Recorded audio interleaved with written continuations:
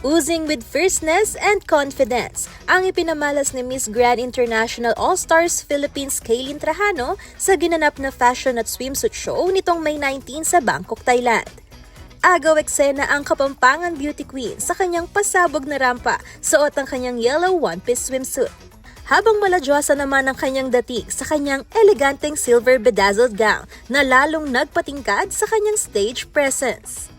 Hindi ito ang unang international pageant ni Kaylin dahil sumabak na rin siya sa Universal Woman 2025 kung saan inirepresenta niya ang Arabia at nagtapos bilang top 12 finalist.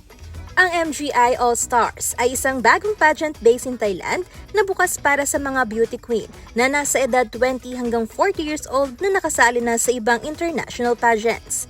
Bukas din ito para sa mga may asawa, may anak, divorced at mga transgender women. Isa si Kaylin sa 5 representative ng Pilipinas na susubok sungkitin ng corona at tanghaling kauna-unahang Miss Grand International All-Stars. Nakatakdang magtagisa ng 56 na beauty queen title holders mula sa iba't ibang bansa sa gaganaping Coronation Night sa May 30. Kasama si Vin de la Peña, Angelica Cara, CLTV 36 News.